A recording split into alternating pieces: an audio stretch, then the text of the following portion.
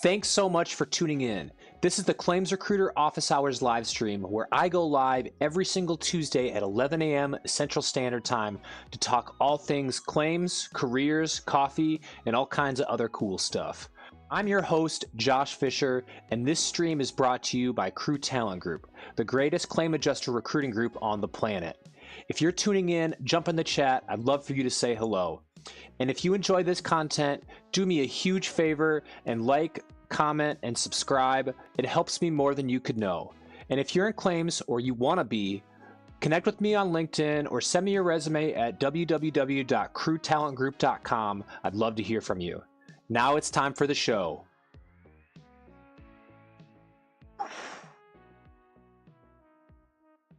What up, what up, what up? Happy Tuesday. Let's get the logo up there. We are rocking here live, Portland, Oregon. This is the Claims Recruiter Office Hours live stream. I got my cow mug, I got my coffee, I got my Spotify going. If you're hanging out with us, if you're here listening to some cosmic playlist here, say hello in the chat. Love to hang out. So this is the Claims Recruiter Office Hours live stream where I go live every single Tuesday on LinkedIn, YouTube, and Facebook. Hey, maybe we'll add some more platforms in the future, but we'll see. We chat all things claims, recruiting, interviews, resumes, whatever you want to talk about. So my office is open here for the next hour. Say hello. If we got no questions live, I'll go into just things that I've been hearing or talking about throughout the week to people, things that I've been hearing in the claims world and the recruiting world. Thanks for joining. Test out this chat. We'll see if she's working. Boom. It's working. That's my website right there, claimsrecruiter.com, crewtalentgroup.com. Head over there if you want to say hello, if you want to ask a question for the stream. You can do it there. I'm thinking about building like a phone booth on my website. So you can go in and you can record a message. We can play it live and answer the question on the show. I think that would be pretty fun. We'll see. Maybe in the future when I have some time to create a digital app. But you can ask questions live there. You can ask them in the chat. You can come say hello. I'd love to hear from you. We are going to start this live stream out with the 3 things of the week. My first ever segment.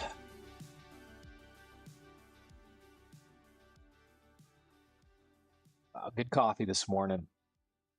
So without further ado, let's hop into it. Happy Tuesday if you're hanging out there. If you're lurking in the back, I'd love to hear from you. Say hello. Say hello in the chat. Hold on one second while I just double check.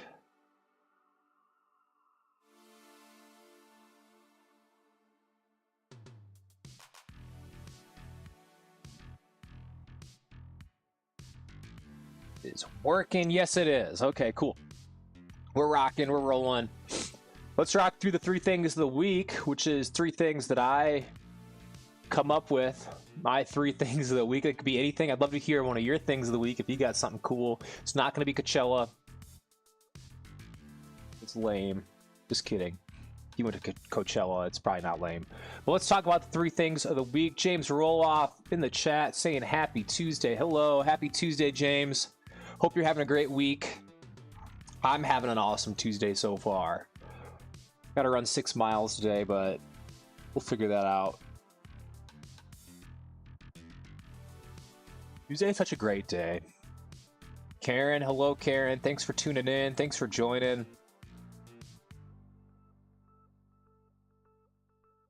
Let's get into it. 3 things of the week, and then we're going to open the floor up.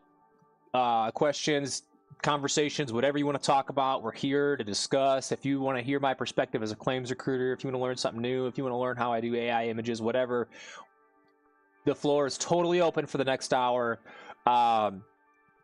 So while the questions are rolling in, I'm going to start with my 3 things of the week. I got the new little logo at the bottom. 3 things of the week. These are 3 things that I've found. Who knows what they could be. Let's start with the first. The first thing of the week, and I'm going to spend probably too much time on this, but you'll have to cut me off. I think this is important to talk about. Seeing insurance stuff in the news, seeing some of this information online. The State Farm is forced into a humiliating climb down after a drone spying scandal. That is a headline that I saw this week from the New York Post, which is, I don't want to legitimize illegitimate news sources, but here we are. It's a news source. It's up there. It's out there. So I want to dig into this a little bit. I spent some time digging into this. And I want to share what I found. I want to share my opinions on it, share what I think about it. I'd love to hear from other people out there what you think of this. Here's the story. I'm going to switch this screen over here. Here's the stories.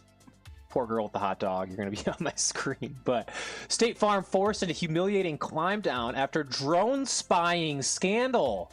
Crazy. Wow.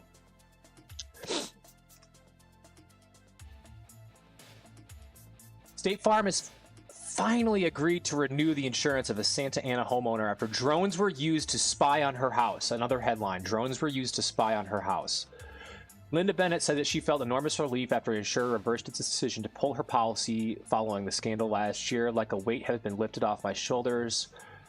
She first received a letter warning her that her homeowner's policy would be canceled unless she replaced her roof. A project that she estimated could cost between $20,000 and $50,000.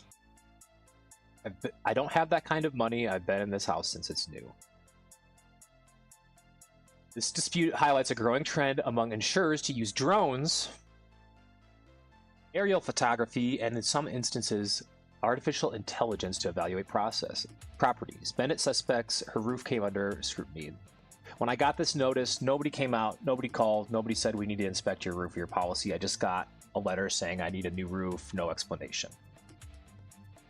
Bennett had already planned minor repairs to her roof, and after hiring a contractor to assess the situation, she learned her roof was in good shape and could last another 9 years. So I don't need to, I'm not going to read this all about line by line by line by line, which I kind of have already, but I think some of this is important to see and to listen to or to hear this, because this is the narrative that's going out there, and we have an obligation as people who work in insurance to talk about what's actually happening and to educate the public.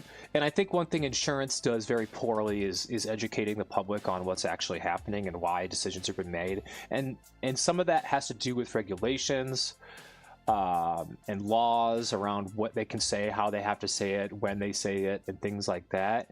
But this is like an awesome example of like a bad disconnect, because when I read this, as someone who's worked in insurance, and sure, I'm not necessarily on the front lines working for State Farm directly, you know, I work with people that have done this, so I'd love to hear other opinions of what's happening here. But insurance companies are for-profit companies, and what they don't want to do is become your roof repairman, right? Like their job is not to maintain your roof in condition and to replace your roof when it's old and no longer working properly. And so this story also happens to be in California, and we could talk all kinds of legislation and rules and laws in California and why some of this stuff is happening. But one of the things I really wanted to talk about here is that State Farm is not sending drones out to spy on your house and your roof when you're sleeping at night to cancel your policy. What State Farm is doing is they are using companies like Eagle View, who provide aerial images, and they fly planes all over the country to help people assess, or help companies like State Farm or other companies assess, like, when they're writing a policy, they're certainly going to look at an aerial image of your property to see what types of structures that you have. If you have additional structures like sheds or garages that are detached, and they're also looking at the condition of your property. And so when the renewal comes out, they're certainly going to look at these images. And from what I'm reading in this article, this person knew that their roof was not in good condition. They had already planned repairs to their roof.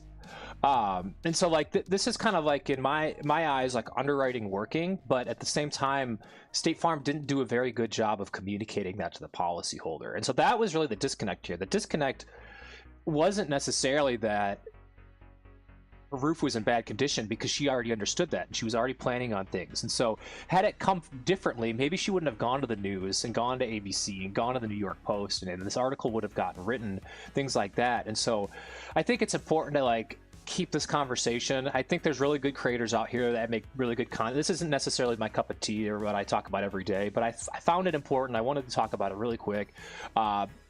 Loss ratio. Curtis Goldsboro is one of the best creators on LinkedIn that talks about this type of thing exactly, and so go follow him for sure.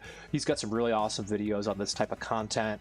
But I want to just quickly talk about it because I do think it's important, and I just want to say, like, insurance isn't out there to get you, but they are out there to make a profit. And if you have a poorly, a roof that's in really poor condition and you're trying to apply for a renewal, there's a chance that they might look at a drone footage. This happened to my father-in-law. Call you up and say, hey, we're not going to write you a policy because your roof's in bad condition, and when the wind blows, we don't want to buy you a $60,000 roof that needed to be replaced anyways. So that's what's going on here. Boom, boom, boom. That's the first thing of the week. Me defending State Farm, being a shill for insurance. Yep, that's me. Number 2, tax day tomorrow. File my extension. Let's go. Make sure to do your taxes, and if you haven't filed for an extension, you got a day. But happy tax day, everybody. Cheers. Cheers to tax day. That's thing number 2 of the week. And thing number 3, the Masters. So watch the Masters this weekend. Pretty awesome. Pretty awesome showing. The Masters is always just classic. Reminds me of my grandpa watching the guy in the red shirt on Sunday back in the day with my grandpa. I also like, coming from my perspective, I look at the Masters from I'm just fascinated with the amount of insurance that probably in risk management and safety control that like happens in an event of that magnitude has got to be just insane. And the different layers of insurance that are happening. I mean, you have people that come out and build the stands and that construct the actual event. You have insurance policies for the construction teams. You have workers' comp. You've got general liability policies. You have general liability policies for the event itself. A lot of the athletes involved have insurance policies on different types of things. You have the camera crew that's probably also got general liability policies. You've got all kinds of different vendors coming in. You've got food service. You've got you got slip and falls from spectators. You have people potentially being injured by equipment. So just so many layers to an event like that. I think it'd be really interesting to be a claims handler or be a risk management professional working in an event like that. I think it's really interesting, a really cool line of business that we don't necessarily think about when we think about insurance. But I like golf. I like watching it. I don't really play golf. I like to learn. I'm a lefty, so that makes things tougher for me to go out and buy golf clubs. But really cool event. Shout out Rory. It was sad not seeing Tiger out there. Obviously, he's got some things going on, some more serious issues figure out, but pretty cool things happening. Augusta, Georgia, looked absolutely beautiful. Shout out to the course. I mean, what a beautiful course. Love to see the course. Those are the 3 things of the week. My segment. Now it's time to get into the bulk of the live stream where I just talk about claims recruiting, any questions that I received throughout the week. Whole idea here is I want to help people get jobs in insurance. It's my goal in 2026 to help 100 people get jobs in insurance. We're calling it the Road to 100. It's part of this podcast live stream title. So that's why we're here. So if I get a question throughout the week, there's a chance likely another human being on planet Earth has the same question or is wondering the same thing. And so that's the whole idea here, is to spread information to promote careers in insurance, specifically in claims adjusting roles, and to help people level up, whether that be get their first job of insurance or to navigate their career, get a promotion, move up in the world. I'm a recruiter. It's what I do full time. I recruit claims adjusters. I partner with companies that need help hiring, and I help find them people. And so that's what I do. That's how I make money. That's how I provide for my family. So yeah, the floor is open. Say hello. If you're out there, say hello in the chat. I'd love to hear from you, what you're thinking, what's on your mind this week.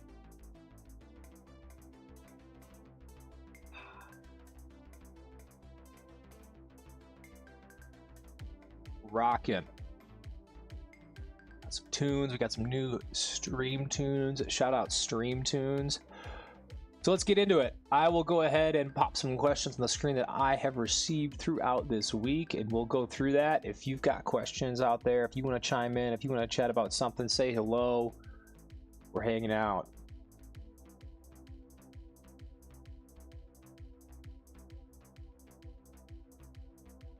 Unfortunately, I get this more and more and more, and it sucks.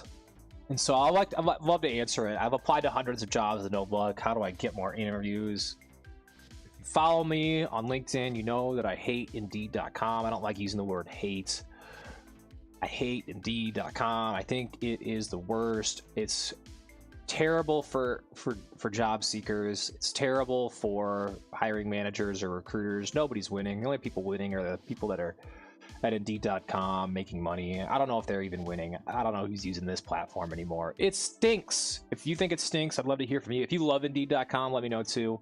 That's been my experience. There was a time where I loved using, and it's not just Indeed, it's just kind of like traditional job boards in general. Everyone just knows them, so I pick on them. Sorry if you are a stockholder of Indeed. But traditional job boards just not cutting it. And I think it's always been the case. You know, even back in the day, it was like you wanted a job at McDonald's, you could apply on the website, or you show up and you introduce yourself to the manager, right? And that was always kind of the better move. If you wanted a job, it was better to like go into that business. Well, nowadays it's tougher to go into that business because a lot of places don't even have businesses. It's a little bit more locked down.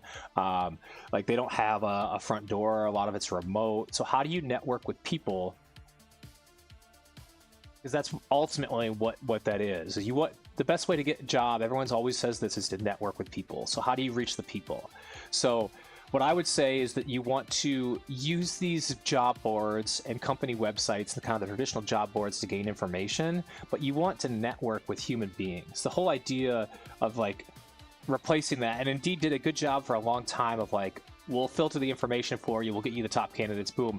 Now it's just like, with AI and AI resumes and ChatGPT, it's just become this like, I post a job and I have 150 resumes immediately that all look perfect because they created them with AI, and it's all lies.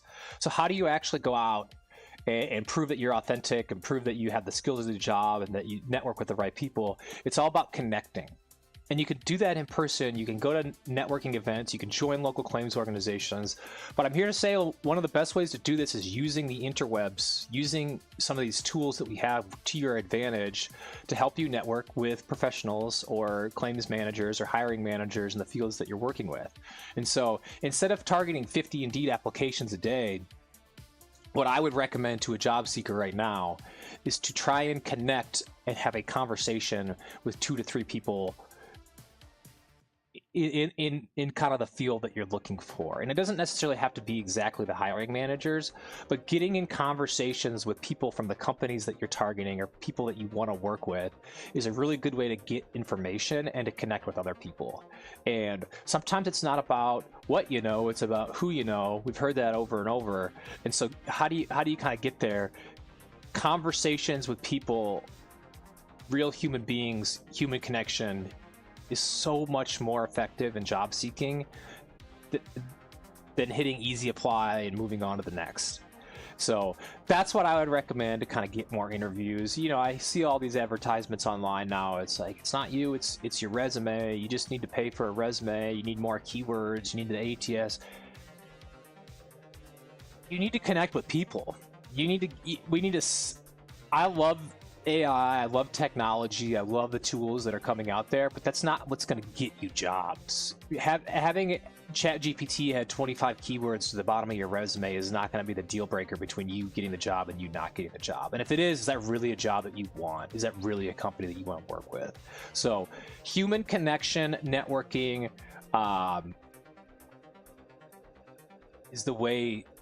It's always been the way. It's just different now, and the internet makes it, I think, easier. You don't have to necessarily walk into a claims office and meet someone. You can meet someone online, have a conversation with them. I think a lot of people purchase things online. They go research online, and so it's free information. You know, you have to have access to a computer or a phone, and you have to have access to the internet. But it's easier than it's ever been to connect with people or to meet people like that. And so that's what I would recommend is focus less on applications and focus more on connections and then conversations.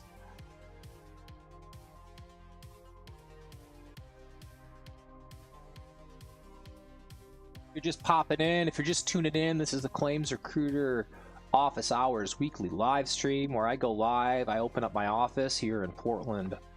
Beautiful sunny Portland, Oregon. It's gonna rain later today. I gotta get my run in before it rains today, or I'll have to run in the rain. One of the two. Doesn't really matter, I guess. But beautiful Portland, Oregon, where spring has sprung, where the tulips are blooming, the trees are blossoming, the birds are chirping.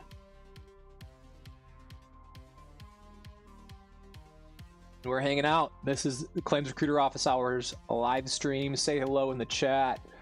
Let's keep her moving. Property adjuster interview. Unstructured and awkward. How do I handle this? This question came into me is like, I had an interview. It was super awkward. The claims manager who interviewed me didn't seem to know what they were doing. What should I have done, basically? And ironically, like, this happens quite a bit. It's pretty common. I'm not surprised. One of the things I've learned in the recruiting space, in the hiring space, in the HR space is that there is a huge lack of training for like interviewing. Like I've worked as a recruiter now for almost 10 years. I have never had formal interview training at any of the companies that I've ever worked at. No one ever pulled me aside and said, this is how you interview somebody and here's how to do it. And I went out and I've sought this out on my own. I've read lots of books about it. I've got some really cool reads. If you want a good book recommendation, The Best Team Wins is a fantastic book that talks about this problem exactly. It's got some really good tips, some really good science, like the why behind certain things.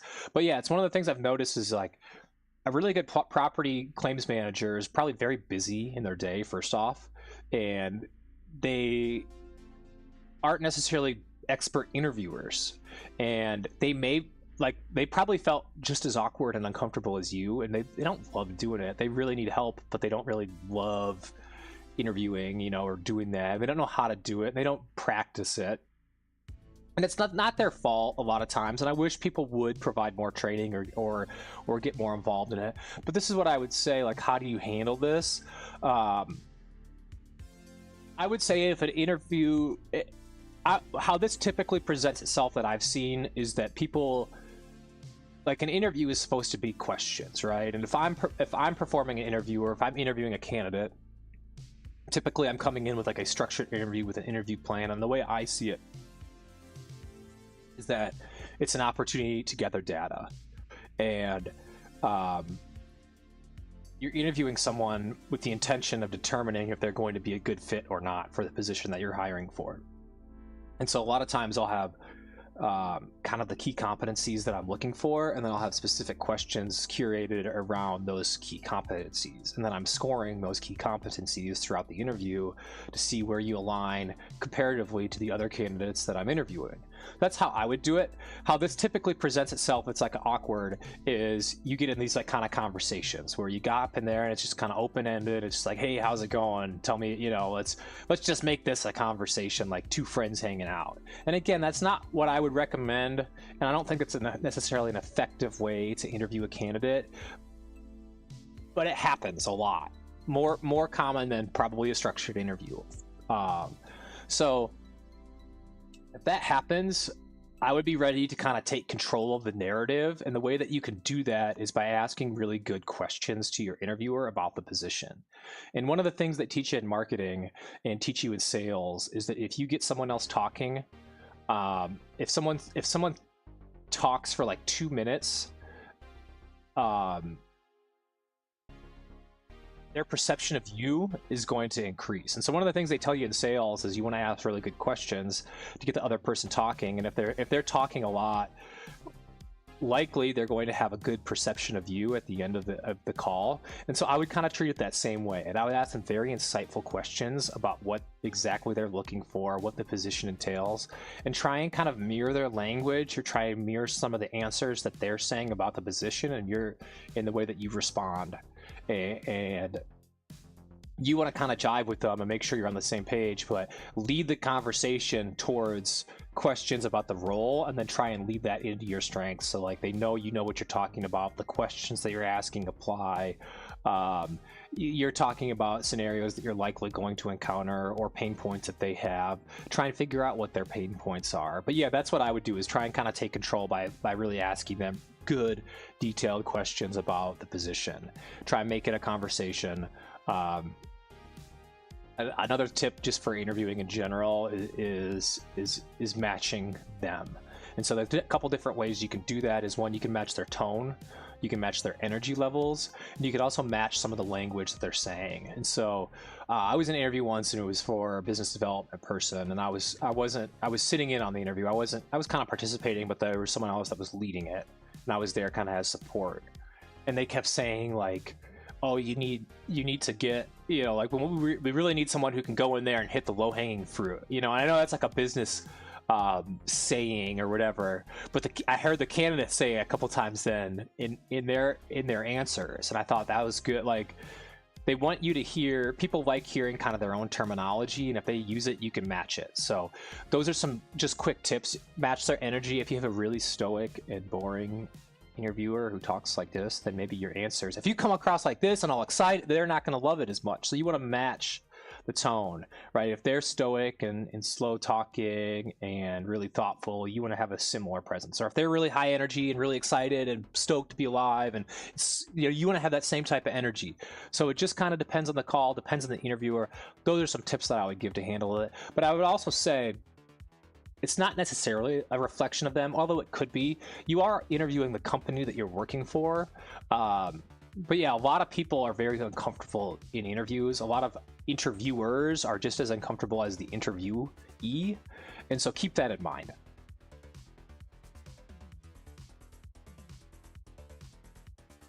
We're jamming out, having a good time.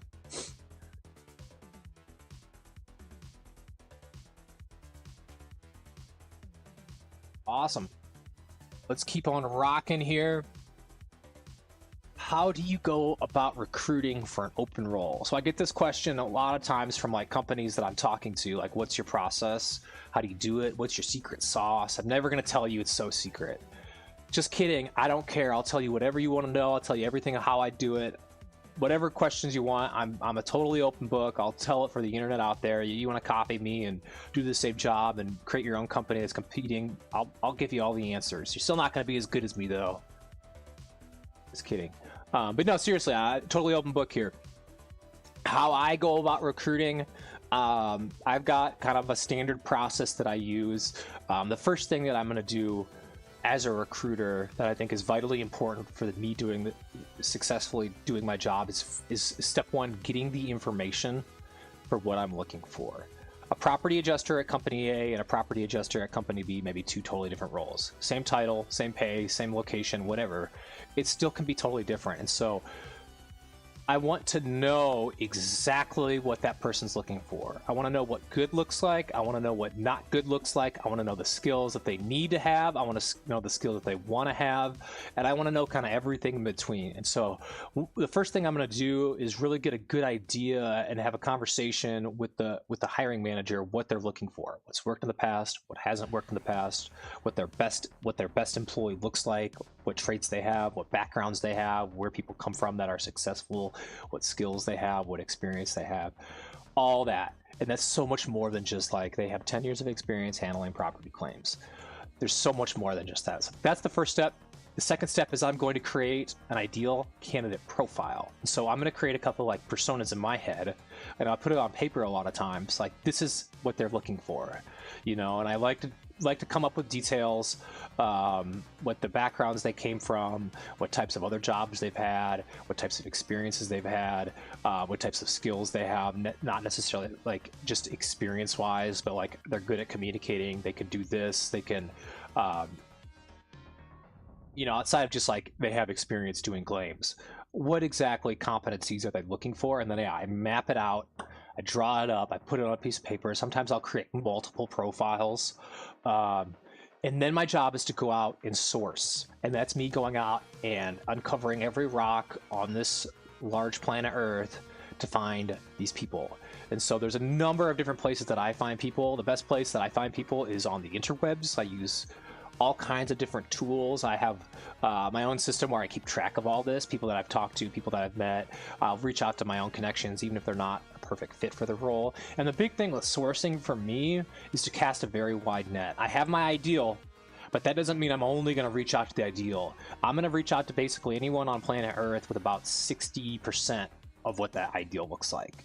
And sometimes the reason you do that is sometimes they have more skills and experience than what they're portraying online, and so it's good to talk to people. Sometimes it's good to just get information, and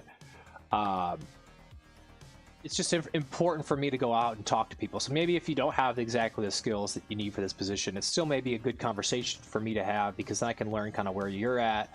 I can also see like what different pay bands at different companies for different skill sets look like, and I can take that information, that data in, and I can go back to the hiring manager if need be.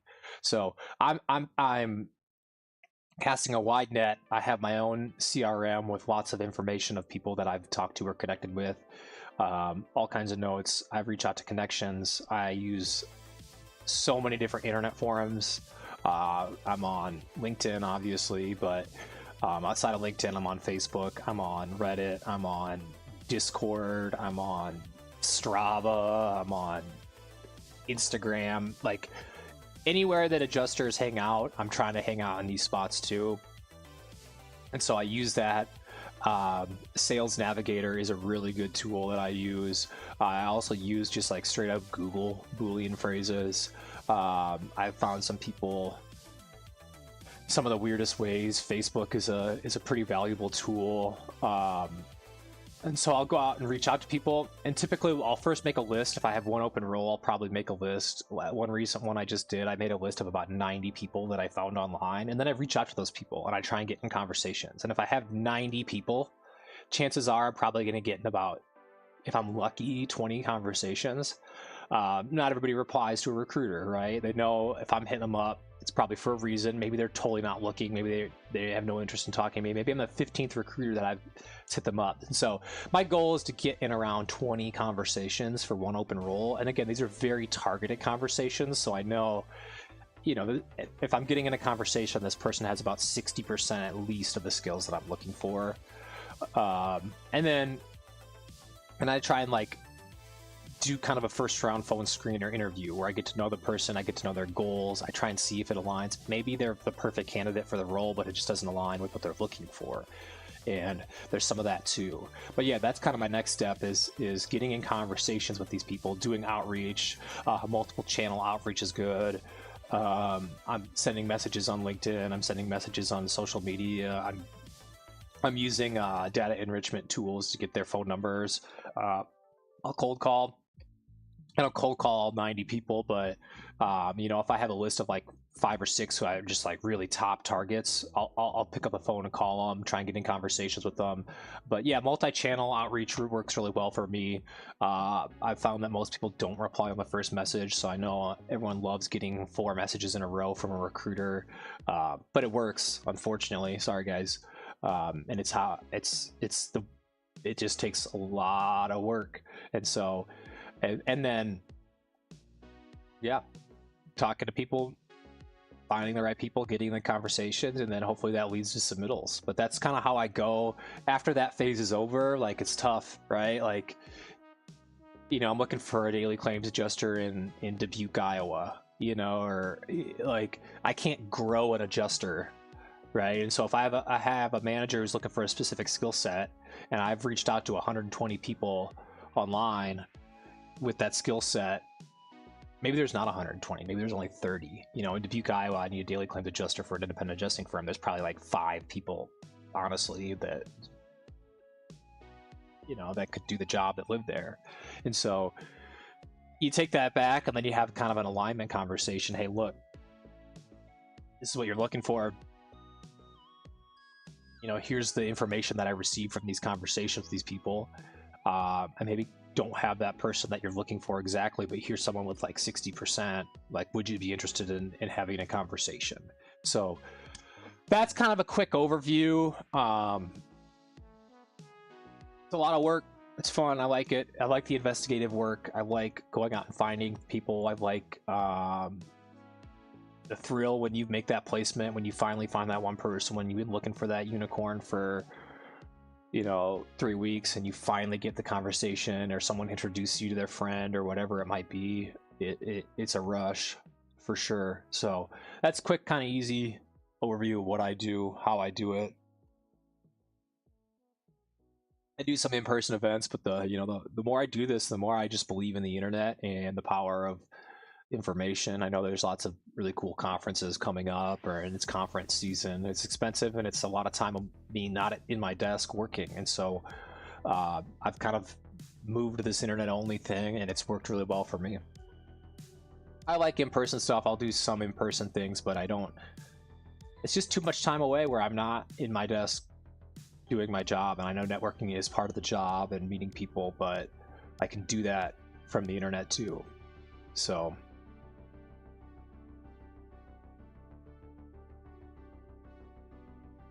let's keep on rocking. This is the Claims Recruiter Office Hours weekly live stream. Every week I go live. Facebook, YouTube, LinkedIn. We talk about all things claims, recruiting, insurance, resumes, interviews, whatever you want to talk about. If you're hanging out, say hello in the chat. Love to hear from you. You're interviewing, if you're trying to level up in your career, I'd love to hear from you, what problems you're having, what things you're seeing, what experiences you're having out there. Pop it in the chat.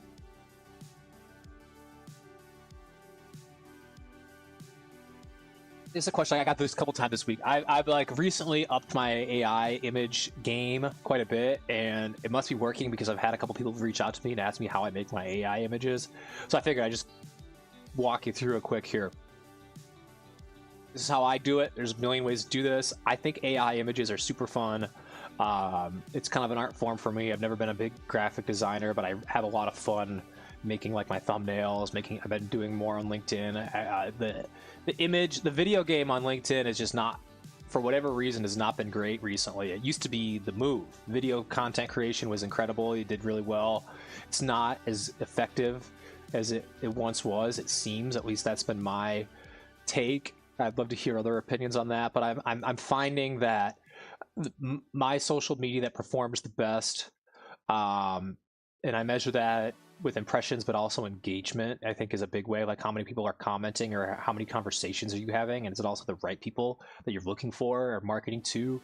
Are they commenting? Are they liking it? And so that's kind of how I measure success in social media. But I'm finding that a picture with a text is performing the best for me right now. And so yeah, I've been using AI to do my images, and I don't think it's a secret, right? I'm not hiding it. It's very obviously AI, but I love doing it. It's fun. So here's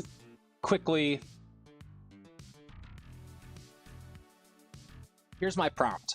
And if reach out to me if you want this prompt, I'd be happy to share it. This is the prompt that I use. Where did I find this? Off a YouTube video, someone explaining how to do YouTube or AI thumbnails. Basically, they're like, use this prompt. Okay, I'll use this. I'll try. It works so well. But basically, I take this prompt,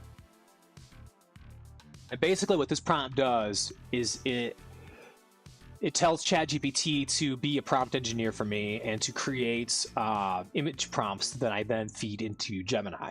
And so I take this prompt within ChatGPT. It's the same prompt every single time. but I paste it into a new conversation, so it's totally new. And then once I give it this prompt, it's always going to ask a question. Okay, what do you want this image to be?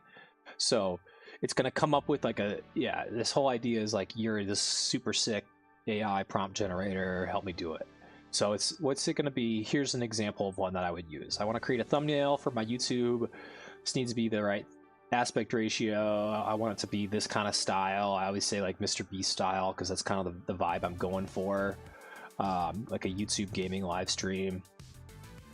Has to include, and one of the things too, like if I really want to level up or make this better, like I probably wouldn't include any words on it. I would just do the image and then add the words in Canva later, but I'm lazy, and so I'll have it do the text on the image. So yeah, I wanted to include the name, I wanted to include Tuesday, the date, and then I love having the insurance rock somewhere random in the image. And then I was thinking for next week, I don't know, I like doing like current events for my live streams. So Coachella's happening right now. Shout out Justin Bieber. But yeah, the image needs to be me. I'm going to include a reference image. I'm thinking Coachella happening could be a scene from Coachella. That's it. And then it pops out 10 prompts for me.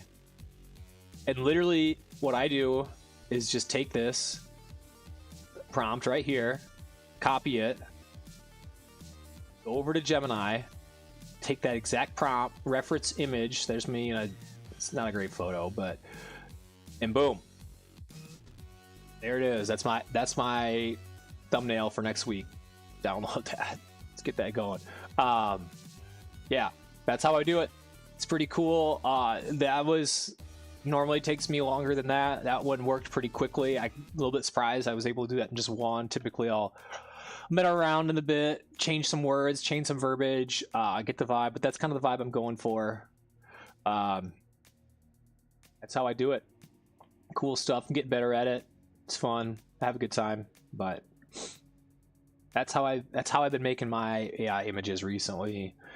Seems like Gemini is the best platform to actually produce the images, but I get the better prompts out of ChatGPT, so I use both. Typically, I'll use both to create images too, but ChatGPT won't change aspect ratio, so I can't make this like the YouTube thumbnail-sized image in ChatGPT, so I have to go to Gemini. So some little nuances, learning, getting better. It's fun. I enjoy it. AI has just made digital marketing so much easier.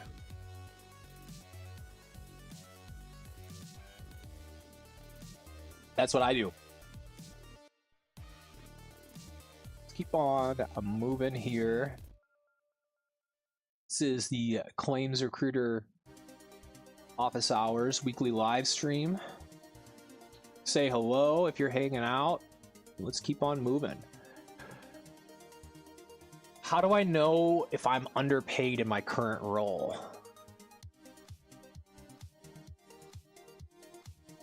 It's a question I get, and people will like reach out to me a lot of times just to talk through this. Like, here's where I'm at. This is where I want to be. How do I get there? And that's like what I'd recommend is talking to a recruiter if you're in your space to kind of get a grasp on this is the best way to do it. There's tools that you can use that are out there that I use. One of them is Glassdoor, a really good tool that you can use for free.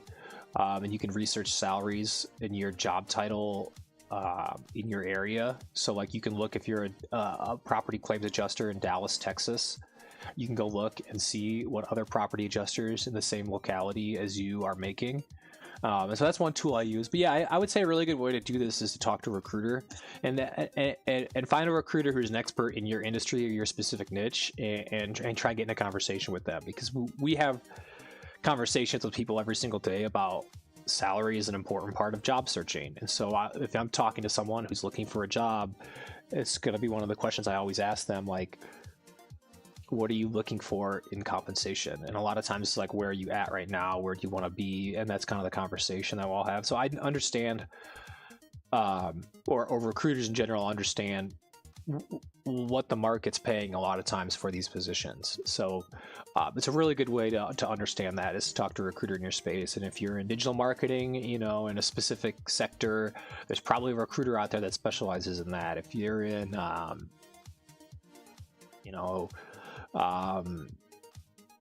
livestock sales. There's probably a recruiter out there that type. Like it just doesn't matter what industry it is. Even like it's a really good way that you can go and get information is talking to like an agency recruiter that specializes in your niche.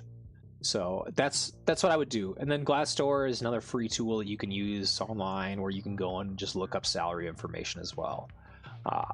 So those are the two tools I would use.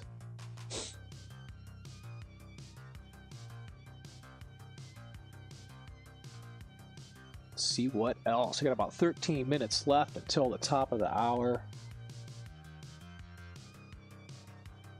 My coffee mug is getting low, which means we're getting close to the end of the hour. Let's keep on rocking. How do you know if someone is lying in the interview? I got this question in a call with a hiring manager recently, and I thought it was a really good question. Personally, I've been doing this long enough where I kind of always assume that there's like a stretch of the truth in the interview process, right? Like, I think lying is like I don't think most people, and there certainly are people who do, but I don't think most people lie in the interview. But no one's going to go into an interview and be like, you know what, I'm lazy, I'm a crappy employee, I milk the clock, and I'm terrible at my job. No one's going to do that.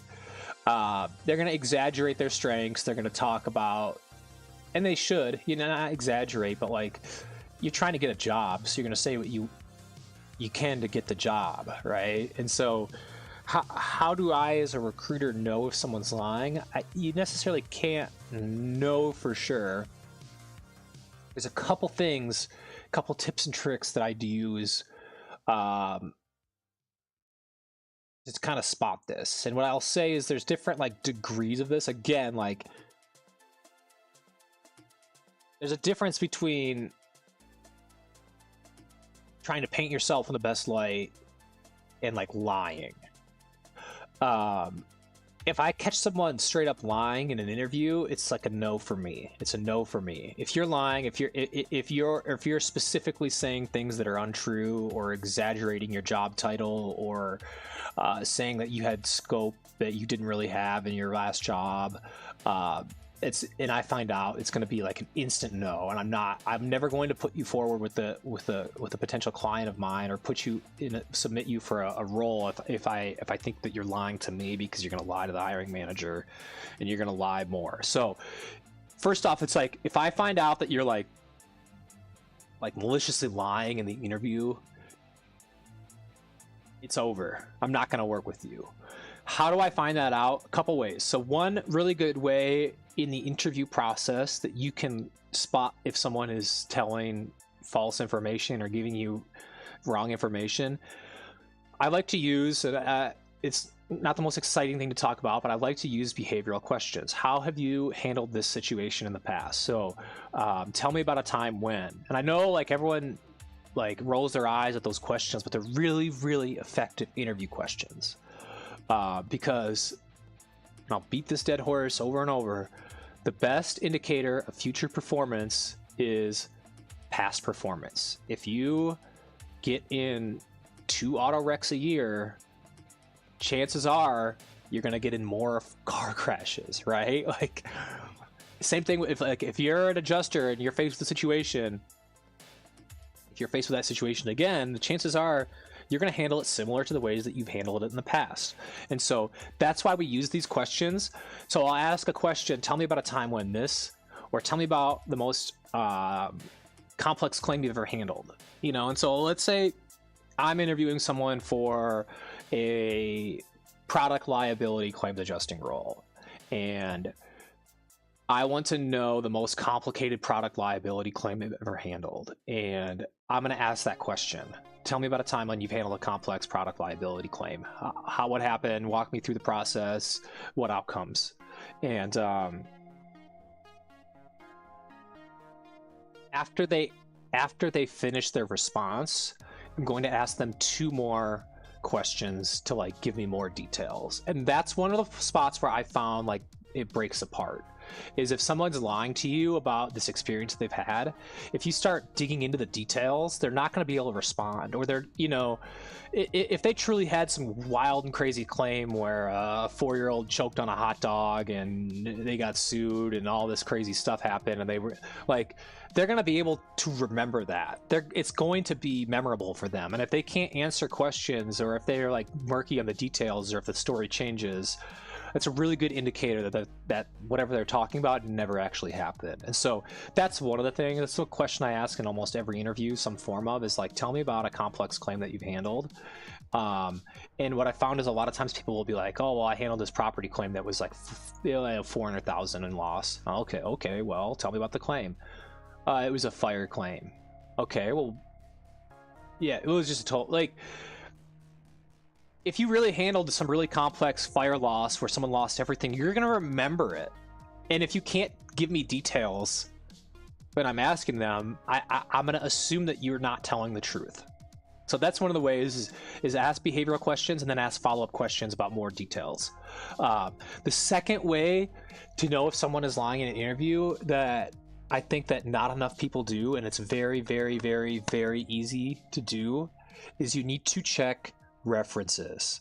Okay, and this is just, it's so easy to do. It's a step that so many people skip, but it can give you so much information. So if you're interviewing someone for a role, you're gonna look at their resume, you're gonna talk to them about their job history, and you're gonna talk to them about their titles, then you're gonna talk to them about their responsibilities that they held at that position,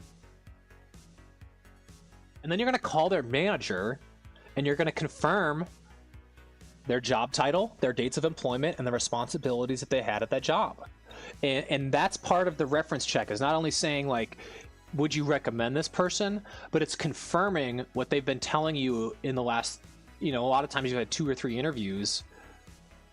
Okay, if they said they're a claims manager, they're managing a team of 5, and then you call their actual manager of the position, that manager is not going to know what they've been telling you in the interview, but they're going to know what they've been, you know, they're going to know their experience working with that person. And so title creep or scope creep, where people exaggerate or lie about their responsibilities that they've done in a job, is one of the most common ways that people lie in interviews. And that checking references is the easiest way to verify that information. Again, you don't want to go into it like you distrusting everything. Trust it, but verify the information. In a 15-minute conversation on the phone, reference check is a really easy way to do it. And again, I don't want to find out at the 11th hour right before I'm going to offer someone a position that they've been lying the whole time to me, but I'd certainly rather find out now than 60 days from now when they're in the seat pissing everybody off at work, not being able to do the job because they lied in the interview through their teeth. So reference checks, it's a layup. Do them. I'll do them for you. Hey, call me up, contract me, work with me. Happy to do reference checks for you. Super easy, love them. Great way to, honestly, it's a great way to network with people. But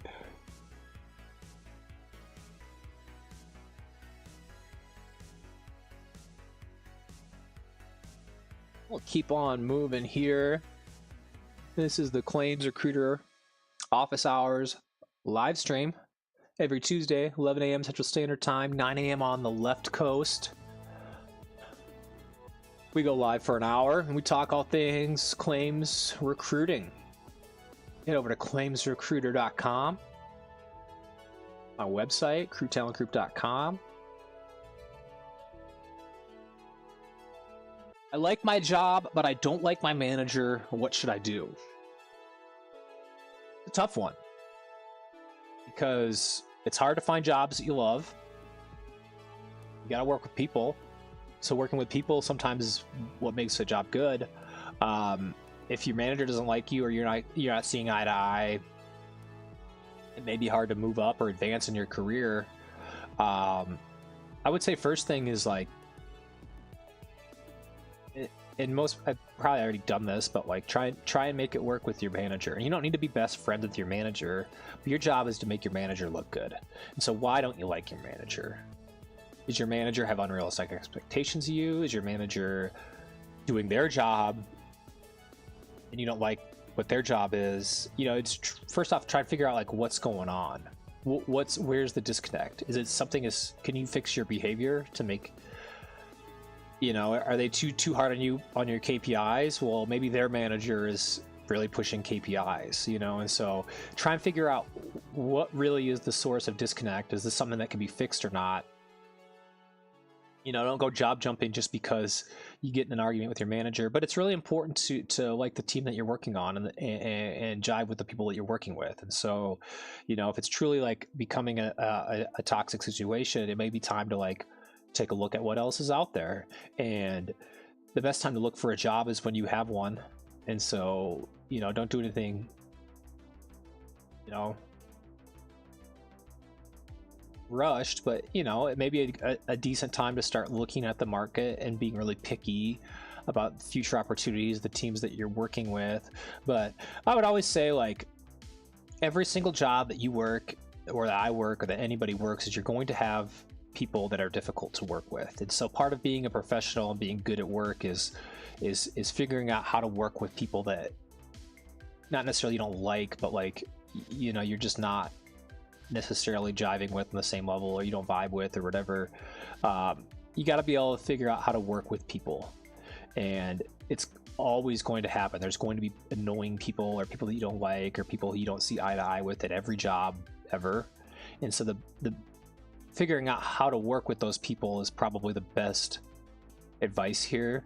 But yeah, if it's truly affecting it and it's becoming a toxic situation or whatever it might look like, you can always explore, knowing that there's a chance you go to a different job and you might not like some people there too. So try and figure it out. Always kind of like figure out the why behind what's going on, the real reason, what external factors might be in play.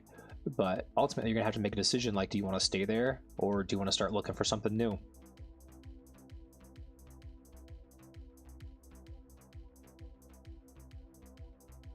I like this little trance vibe. Let me know if you like the music, if you want some different music. I don't know. I like having some music in the background. Weird thing is my headphones die if I don't have anything in the background, so it's like, it's kind of it does two things for me. Is one, I like tunes, I like music, I like vibing out. So I always have, if I'm not on a call, I typically have some sort of background noise. It also makes it so my headphones don't die. My microphone keeps working throughout this whole show. Okay, we got one more, and then it's time for Josh to go for a run. Let's see. I have an interview this week for an auto PD desk position. Any tips? Auto PD, that's physical damage. So you are interviewing for I would say probably a entry level or a couple years of experience auto desk adjusting position, physical damage. How should you prepare for an interview in 30 seconds or less? Let's see if I can do this.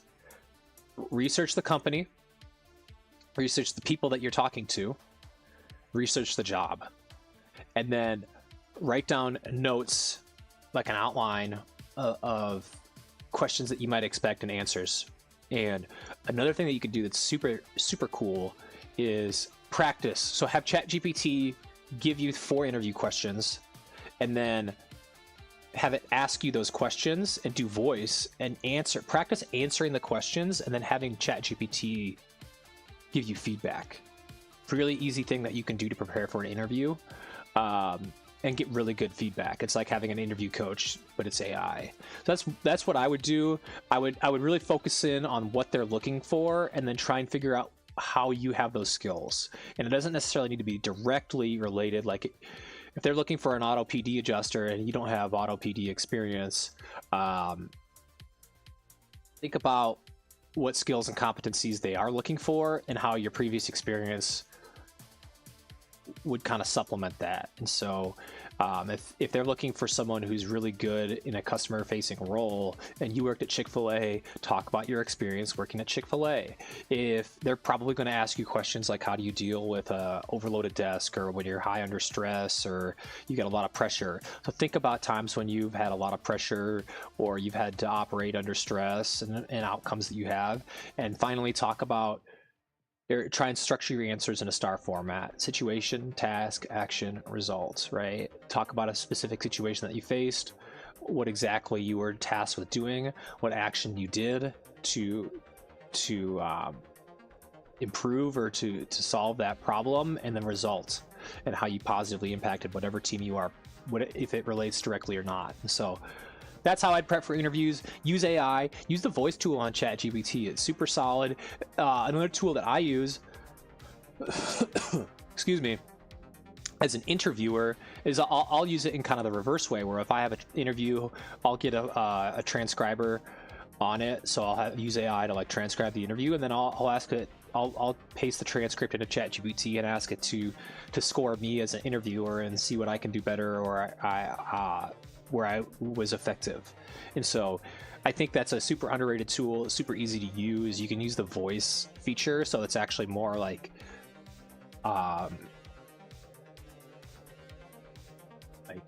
it's more real. It seems more real. It's not like tech or like typing, because you're never going to type in an interview. But yeah, those are some quick interview tips. Good luck on the interview, though. It's awesome. It's awesome. Well, thanks so much for joining. This has been the Claims Recruiter Office Hour weekly live stream, where I go live every single Tuesday, talk about all things claims, recruiting. That's that. So thanks for joining. We'll be here next week, same time, same place. We'll see you then.